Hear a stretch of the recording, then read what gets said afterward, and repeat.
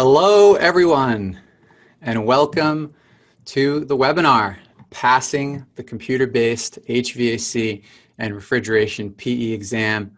Thank you for joining me today. I'm really excited to have you here. I'm Dan Malloy from Mechanical PE Exam Prep, and we are here today to talk about a topic that is near to my heart, HVAC and refrigeration, and specifically how to get ready for the PE exam. So I hope you're as excited as I am. Before we get started, I just want to make sure everyone is pretty comfortable using Zoom. We're going to be on for about just 40 minutes here. And if you could start by just giving me a thumbs up or a hello or something in the chat, if you could find the chat box, and just kind of let me know that you can hear me. So we're all systems go. I see Nashwan. Hello. Thank you. That means we're all systems go. You can see the slides and we're ready to rock. And Saeed is on as well. Hello. Great.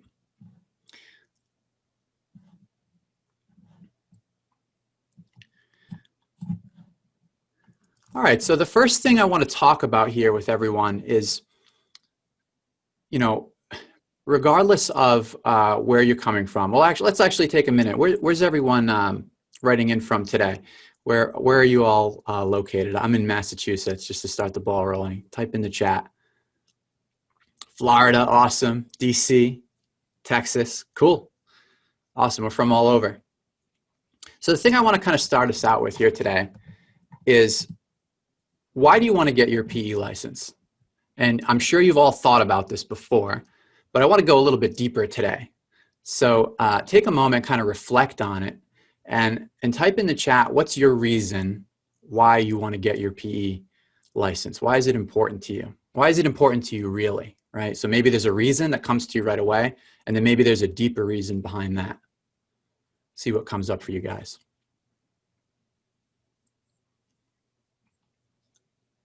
Yeah, it takes a second, right? You have to think about it. I'll tell you what mine was. Mine was to advance my career. I wanted to get a promotion, right? I wanted to take that next step.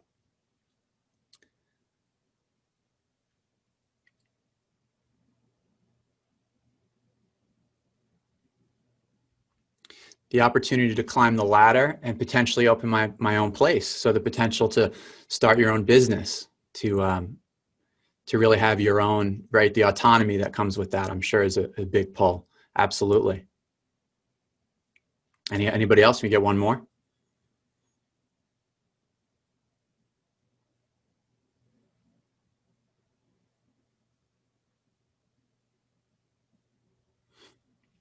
I'll suggest another one that comes up a lot. I think for folks, it's the authority and the credibility that comes with becoming a licensed professional. So maybe you work with other licensed PEs, but even though you have the experience and the knowledge, it's not always obvious that you can kind of go head to head with other folks and challenge them on all issues.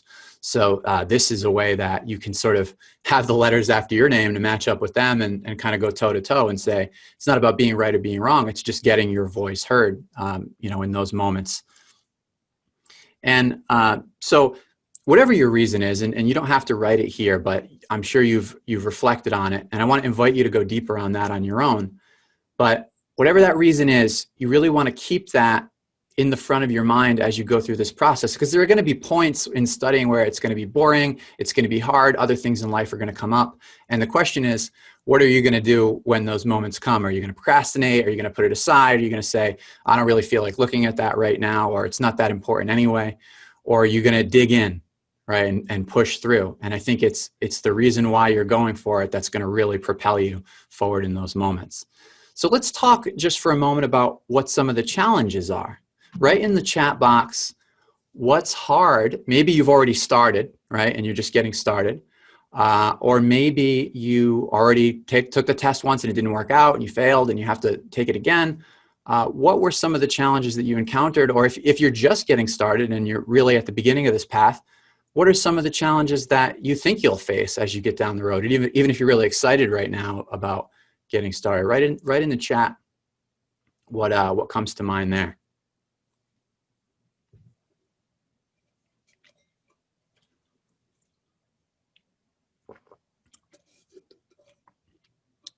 Yeah, finding time to study. There's a great example, right? I think we can all relate to that. When things are busy at work, we have challenges at home. How do you find the time? Or another way to kind of flip that is to say, how do you make your study process more efficient, right? Because you don't want to just spend 300 plus hours studying. You really want to get to the good stuff. Trying to find a work-study balance. Yeah, sort of a similar theme there. It's you can't just, if you could be a full-time student again like you were in college and just study, then this would be practically fun. But because you have to take care of things at work and also study, finding that balance can be tough. Awesome, guys. And so the next thing I want to go to is just really emphasizing that why, right? And this is going to be a theme for me. And if you've watched me in the past, you know that I like to kind of take a bigger picture view of the overall situation, because the goal is the goal, and it's an awesome goal. I'm super excited that you have it. And as part of the process of getting there, we really want to be clear on what our reasons are, so that when we hit those stumbling points, we can pivot and move on. So what are the requirements in your state for actually getting your PE license? There's a difference in the sequence in different states, and I didn't know this when I first started. I got my PE license in 2014 in New York State, and the sequence there is that you put together your application first, and then once it gets approved, you're able to take the exam, and when you have the passing exam result, you take that to the state board and they give you your PE license. It's actually your state that gives you your PE license, not NCEAS. NCEAS just administers the test. So I learned later in 2016, when I started helping other people prepare to get their license, that it's the opposite in a lot of other states. You can just take the test. You don't need anyone's permission to do that. And once you have that passing result, then you approach your professional references and start putting together your application. Yeah, same thing in VA. So just know what the process is in your state. Take an hour or two to read about that before you start diving into studying. Once you start studying, no distractions, right? No, none of this administrative stuff should get in the way of you just pushing through that process. And are there any special requirements in your state? Working with a candidate that's located in Alaska, and I learned that they have to take a specific course that only Alaskan candidates have to take. And it's all PEs, it's not just mechanicals. So there could be other nuances like that in your state that I may not be aware of, but you can definitely read about it on your state board's website. Now we want to talk for a moment about work experience. How do you talk about your work experience on the application? And the reason we have the monkeys here is because the rule of thumb is monkey see, monkey do. We're going to do as the PEs do. If you work with other professional engineers already, the work that you do with them, the work that you collaborate on, that's the work you want to talk about on your application, because that's what PEs work on. If you work for a PE, if your manager is a PE and he gives you work to do, that's the technical work, that's the engineering work that you want to discuss in the application. If you have consulting engineers on the outside, even if you yourself are not a PE, then you're giving them work, so you're defining the requirements, and then you're reviewing the drawings and analysis that they put together. That's PE level work, so that's what you want to talk about. Another little tip here is to say I and not we when you're talking about things that you've done collaboratively as part of a group. And the reason for that is a lot of times when we collaborate, we're just dividing and conquering because there's a lot of work to do, but anyone in the group could perform all of the tasks given enough time. So it's not inappropriate for you to say, I did this project. And it's also not inappropriate for the other member of the group to say, I did this project. You both did, so you both can claim credit for it. And we want to kind of discourage saying we, because that invites the reader to think, well, did you really do that? Or did somebody else do it and you were just involved? And that can really strengthen your application by just kind of stressing what you specifically worked on. And of course, you want to go deep on the technical stuff. I understand that not all professional engineers do engineering work all day. We have to attend meetings that are non-technical. We have to answer emails that don't have anything to do with engineering. That's part of the role. And then we also get to do the real juicy engineering work. So just focus on the technical stuff and don't overemphasize the rest. So what should you do about professional references?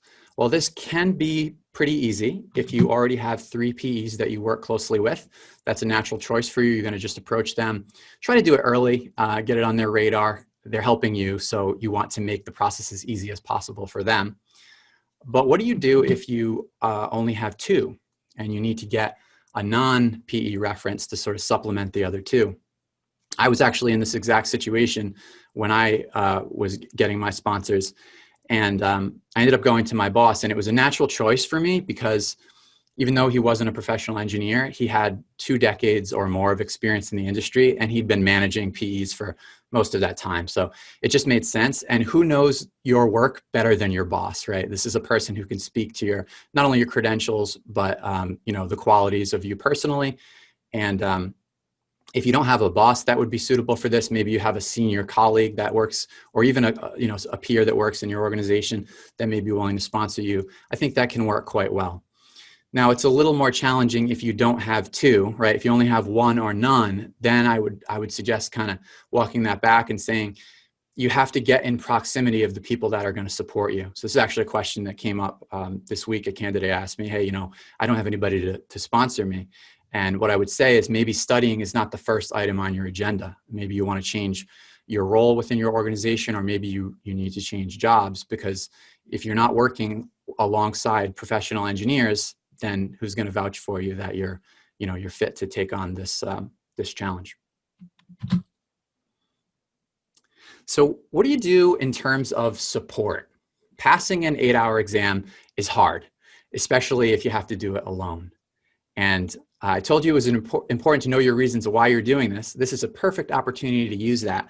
Imagine approaching your spouse or a family member, even if you live with roommates, just folks at home, and saying, I need a favor, I need you to help me with some things. I'm going to have my head down for the next 4 months while I'm studying for this thing.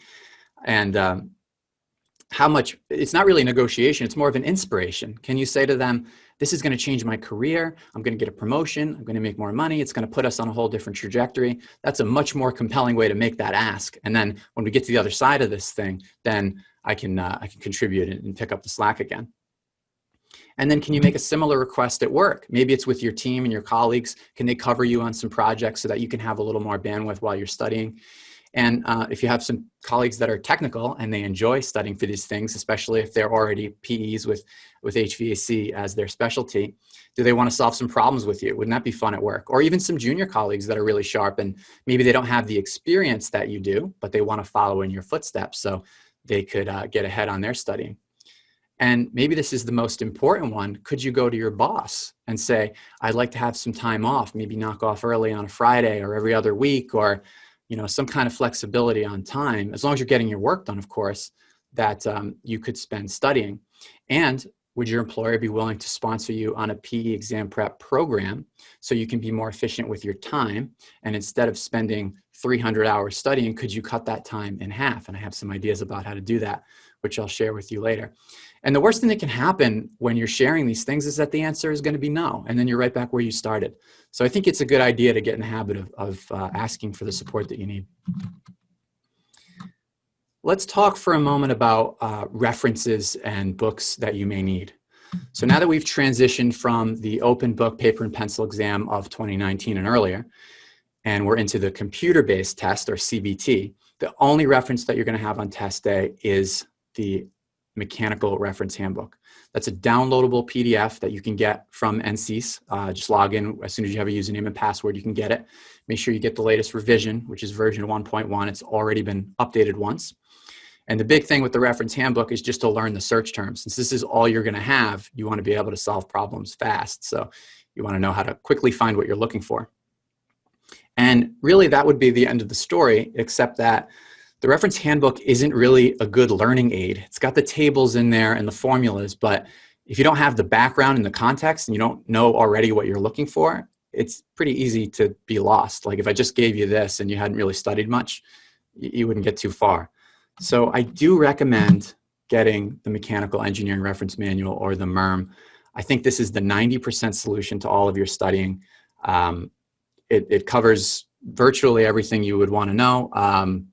It's at least the starting point for all those things. And if you've forgotten something, or you want to brush up, or you need some more context, you just kind of want to broaden out and read a couple paragraphs. In 15 or 20 minutes, you can get some background on pretty much any subject. So yeah, I would definitely recommend getting the MERM. And there's a lot of other books you could get, but if you just get this one, I think it's going to get you most of the way and probably save you a lot of money if you don't have to get a bunch of other things as well. All right, let's talk for a moment about your study space. So the idea with setting up your space is you want it to be a dedicated area. It's only for studying. So hopefully you can find a place in your house to set this up. The idea is that you can leave all your books there. So our time is very fragmented. We're busy. We're doing one thing. We're switching to another thing. What if you could stop in the middle, leave all your books, go do what you got to do, come back, everything's still there. And this eliminates that context switching of going back and forth. If you're eating dinner at the kitchen table and now it's time to study and then you're switching back, you'll end up not setting up again and it just leads to procrastination. So separate dedicated space is the way to go. And then the space should be quiet and isolated so that you can concentrate. You want to have a narrow focus. You want to cultivate the kind of focus that allows for deep learning, the kind of learning where if I asked you the same question in 10 years, you'd be able to remember it just like that. If you're studying with distractions, the TV's going in the background, the kids are screaming, you're checking your phone, you're glancing at email, you might be kind of trudging through the problems or putting half of your attention on it. You end up with this kind of superficial learning. And I think we've all been there with this because we're always trying to multitask. And then what happens is you get to the test and you're looking at the problems and it looks familiar. You feel like I should know this because I've seen this, but the reality is you can't put it together and now you're not going to be able to solve that problem. There's no more frustrating feeling. And I just want to share, I got a text from a candidate a couple weeks ago and he said, Dan, I want to thank you so much. You're making me a better engineer. And I said, okay, thank you. I'm honored, but why? Can you be more specific? And he said, well, I'm going through your program and I'm learning about, chillers and cooling towers and how they interconnect and boilers. And I've been in the industry for a long time, but I never really understood how all these things really worked and what the fundamentals were. And I was like, wow, I'm honored. And that's what I really want for you is obviously my medium-term goal is to help you pass the PE exam and get your professional engineering license. But there's a bigger picture there. It's how much can you contribute and can you really indulge in this profession that you've pursued for a reason? You didn't become an engineer by accident. You did it very intentionally. And now you have an opportunity to take that to the next level. And that's not just about putting letters after your name, although that is a good part of it. So now that you have your study space, let's talk about study habits. Of course, you want to study in a manner that's uninterrupted. And a strategy that works really well for a lot of candidates is to wake up early. The idea here being you're doing the most important thing first, so nobody can take that time away from you. I don't have any kids, but for folks that have kids, my understanding is that mornings might be the only option. Once people are up, then that's going to kind of take the rest of the day in a whole other direction. Now, I'm an early riser now, but that's relatively new for me. Back in 2014, when I was studying for the PE, I was not an early riser, but I was training for a long course triathlon. So I had to dedicate my mornings to swimming or biking. And then I would work 9 to 5. And as soon as I clocked out, I'd go for a run, come back to the office, quickly have dinner and shower. And then by 7 p.m. was my goal to start studying. And then I could put in a good 90 minutes to 2 hours before I was completely exhausted. And that was kind of my routine every day.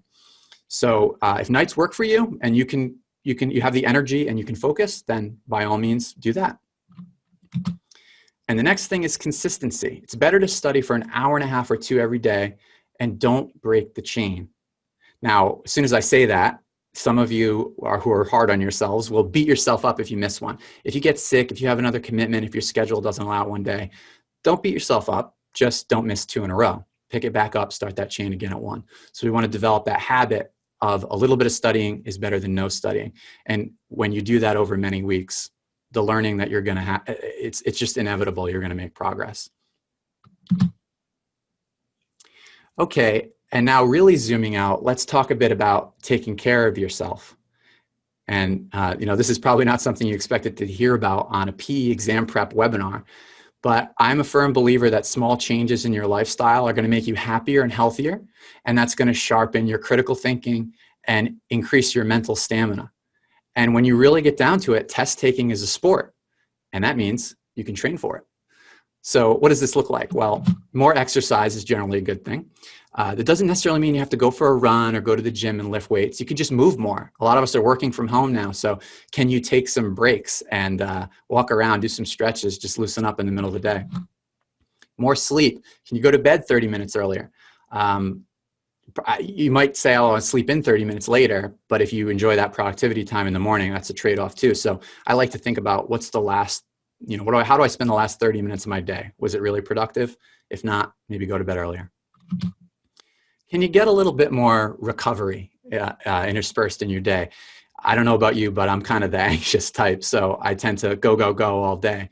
And one thing that's really helped me is to do like a 10-minute guided yoga session on YouTube or something, or a meditation, just sitting quietly, or go outside, put some soft music on and go for a walk. It sounds like something that we pay lip service to and that we're not actually going to do. But if you take the time to put these it doesn't take a long time. If you can get that into your day, it really does make a difference, because when you come back, you're fresh.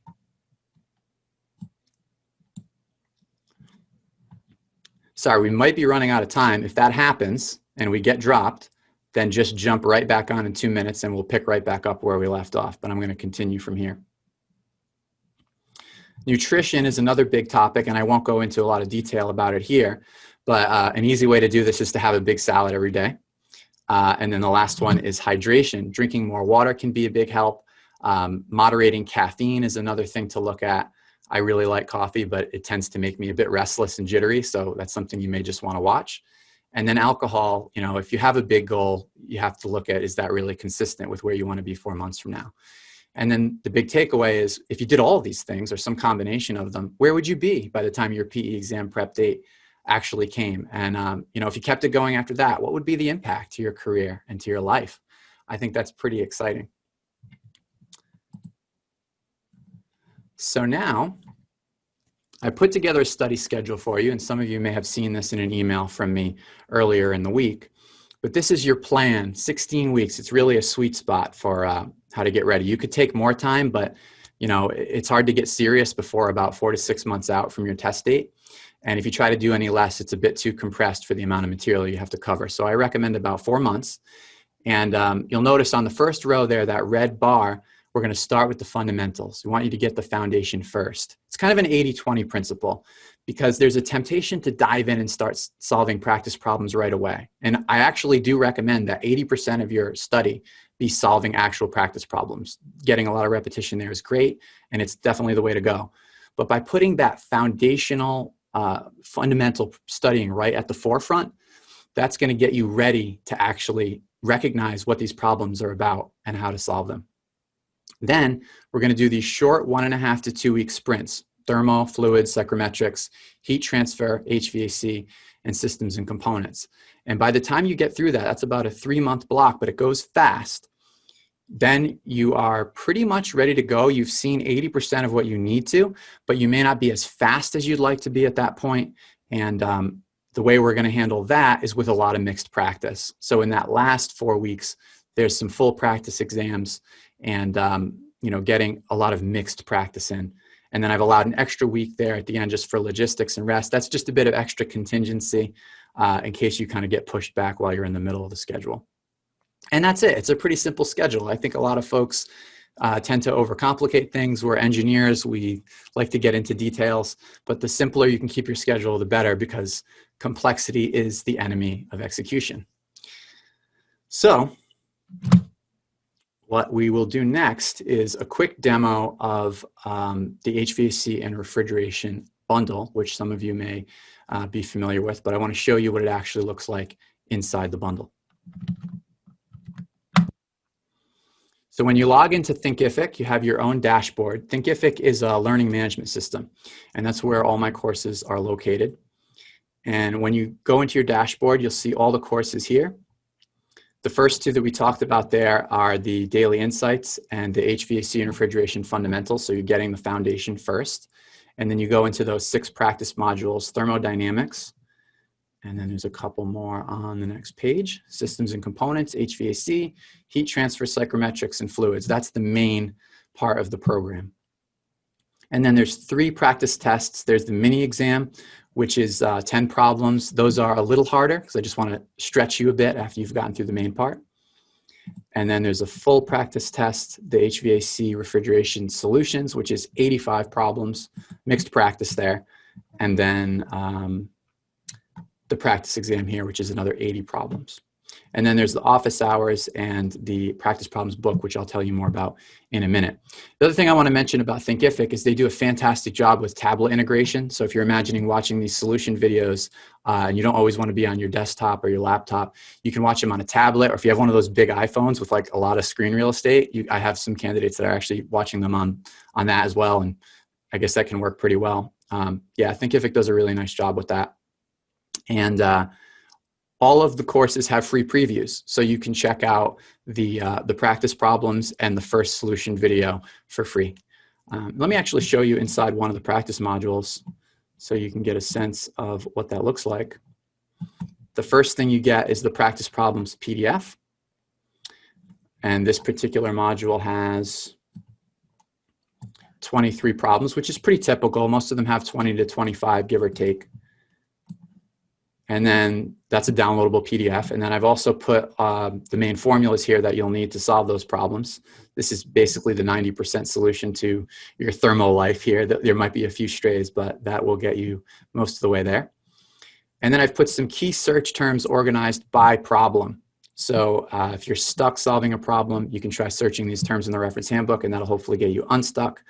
And then I've put the problems into a quiz. So if you want to see if you can solve the problems quickly, maybe you want to do it against the clock, you can do that here.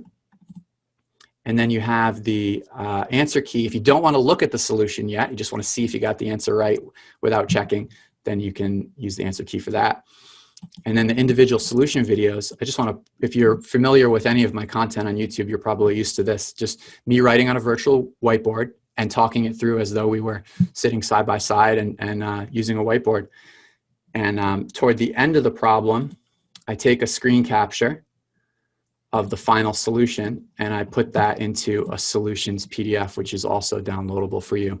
So you can quickly scan through and remind yourself what was involved in that solution. And if you kind of glance at the times here, these are bite-sized videos, all right? 6 minutes, 6 minutes, 7 minutes, 3 minutes, 2 minutes. Some are a little longer than 6 minutes because it takes longer for me to explain it than it would if you were actually solving it on your own and you knew what to do. But on average, it's less than 6 minutes a problem, and that's the target that you want to shoot for when you're really doing this live.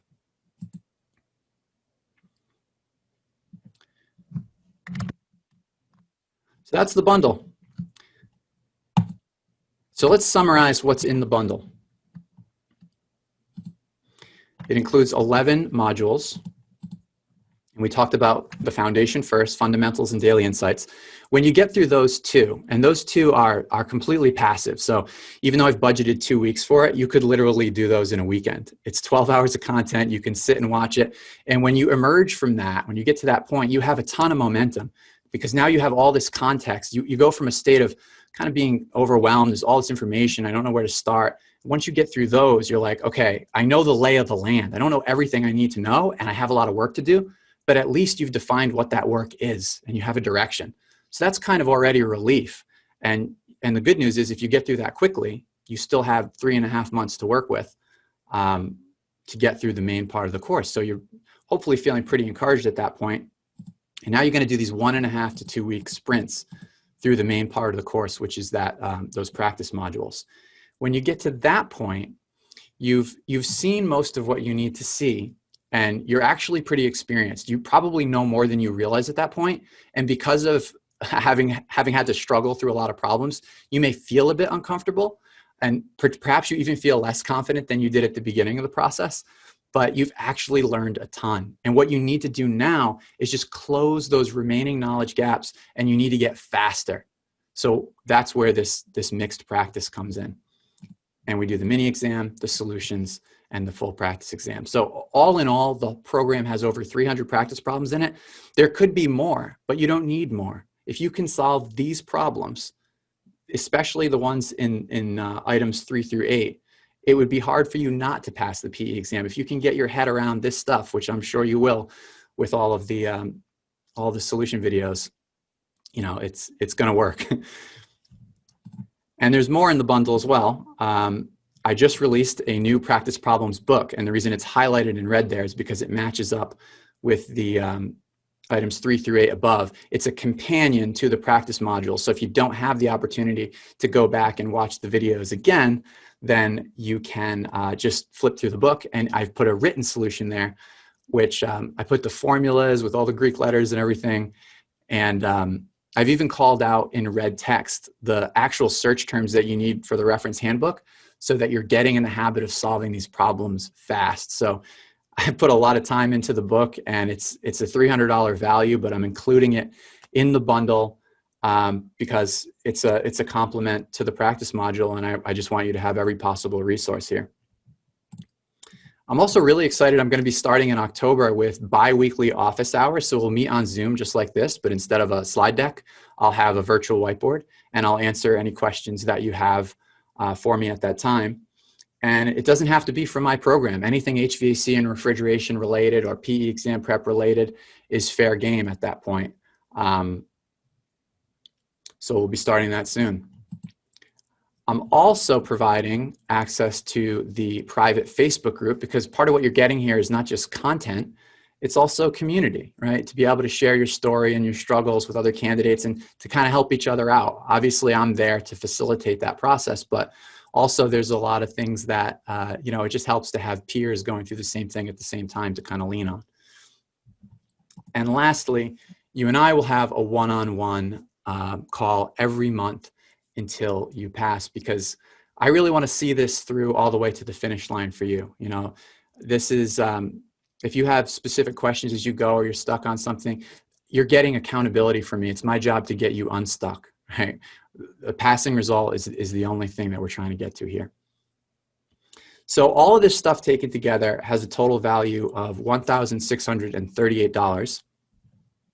But when you buy it as a bundle, it's a regular price of $9.99, which is already a great deal. But I'm running a promotion until September 25th, next Friday, so for the next week, where you can get $350 off the full access bundle. So that means that you're getting lifetime access to everything here, lifetime access because I want to get you all the way to the end for only $649. Look, if you're going to do it, if you're going to get your PE, this is the way to do it. I've laid everything out here for you, and I'm going to be supporting you every step of the way. So I'm really excited to share this opportunity with you, and I'm going to give you the link to enroll in just a moment.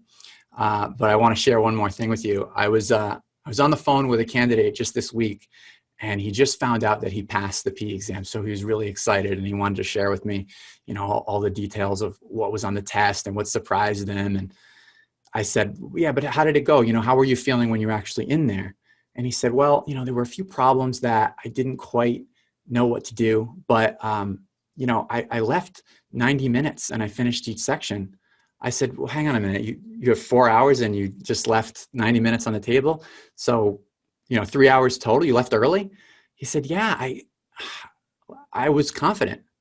And, you know, even though he was humble about it because he said there were problems that he didn't really know, he was confident, and he left 3 hours early. And I said, so you knew you were going to pass, you know, you were just being a little funny about it. And we kind of had a laugh. But I share this story because what I realized and what he realized is that this program really works. And, you know, this is what I wished I would have found 6 years ago when I was studying. And it really would have been a huge relief to me. So I want to share that with you. So let me give you the link. Right down the bottom there, it's mechanicalpeexamprep.com/FAB for full access bundle. And when you get to that page, there's a couple of buttons with coupon links. So you'll see the price $9.99, but then if you click on the actual link, it will bring you to the checkout page, and it'll show $350 off, $649 to enroll. And I think we have a couple of minutes for questions. So if you do have any specific questions, you can put them in the chat, and I'll I'll just take 4 or 5 minutes because I think Zoom is going to kick us off any minute. But if we don't get to all the questions, you can email me at dan@mechanicalpeexamprep.com, or you can call, or if you want to schedule a time to speak with me about something specific about your situation or whether the program is right for you, then you can go to the link right here at the top, calendly.com/mpep/chat, and we can set up a chat and talk about it there. So if there are any questions, throw them in the chat and I'll try to answer them in a couple minutes.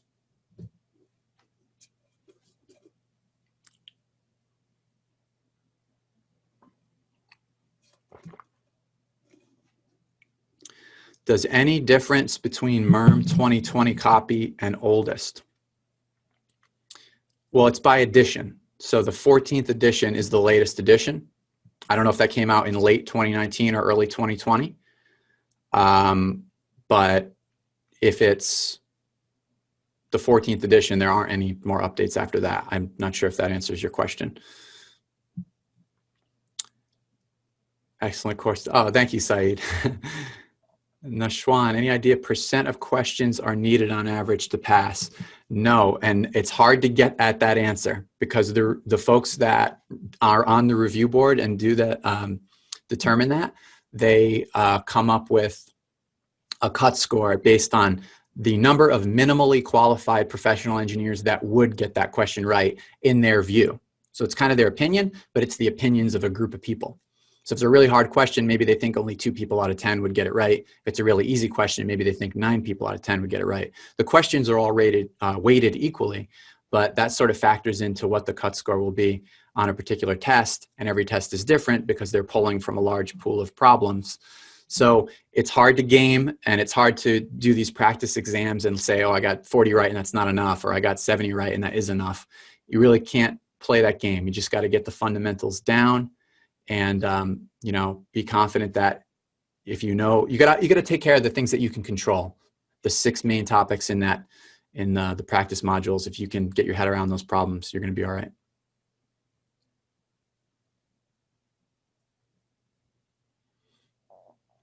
All right, if there's no other questions, I'm going to wrap it here. I want to thank you for your time. I really appreciate you guys being with me today. It's been a privilege to speak with you.